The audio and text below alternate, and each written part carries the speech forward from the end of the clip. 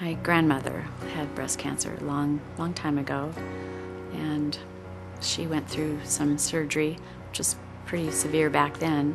I do not have a history of breast cancer in my family or cancer of any type. I have a great aunt who had breast cancer, and I had melanoma 5 years ago, and my brother also has had melanoma.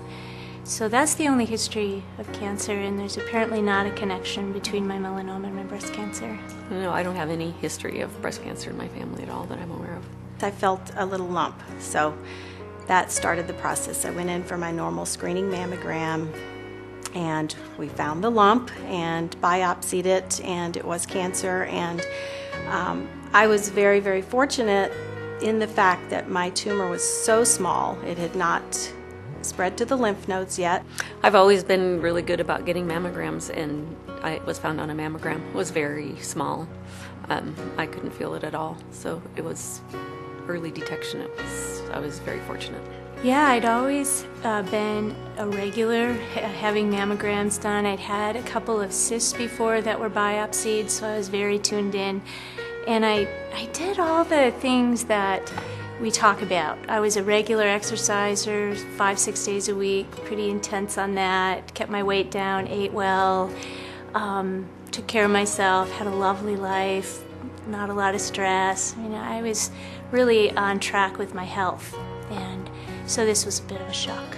I had a cyst, which is pretty common, and I'd had an ultrasound on the cyst, and it was a normal cyst, supposedly, and about a year and a half later I started having pain in that area, and the mammograms were always negative, even up to the point of biopsy, which is kind of scary. It didn't show up on mammogram, and the ultrasound, it did show up. I had a lumpectomy, and I'll have radiation, so that's what you can say. If that's the easy way, it's a lot easier than what some women go through. I went into the meetings with the doctors and said I want to be as aggressive as possible, whatever that means. Let's be aggressive and fast.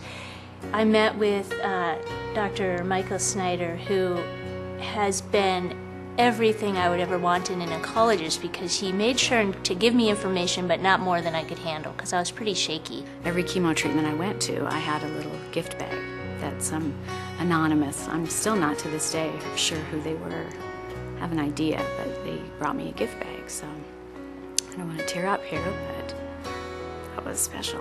I just feel like I have huge support everywhere I've turned. One thing that kind of sticks with me is our pastor came over and said, you write the rules. And to me, I needed to hear that from somebody else. I mean, you know that you should be able to do that in this situation, but it was really helpful to him to say, you write the rules. You don't have to answer the phone. You do what will help you most. The community in general, I think Missoula is just, they're putting their arms around breast cancer people and survivors, and when we become a breast cancer survivor, we want to in turn put our arms around people who are facing this. I didn't know if I could hang on because I was so tired and so scared, and so I would really try to simplify what I was doing and concentrate on humor. I believe in humor and the power of it and the power of love. So early detection helps incredibly. The other thing is finding support, your family or friends, other women that have gone through it, because they do know what you're going through. And it's been 1 year for me, and my life is better than it has ever been, because I feel that I appreciate everything so much more. Just reach out to people, because people want to help. They want to pray, they want to cook for you, they want to do all these things to support you, and you have to let them in to do that. To go beyond one expression and to try to continue to let them know that they're thought about, they're in my meditations or my prayers or whatever someone believes, that there's a real community saying, hey, you can do this. You're going to come through this a better person than you even were before. And it's doable. A lot of us are doing it. You come out okay in the end.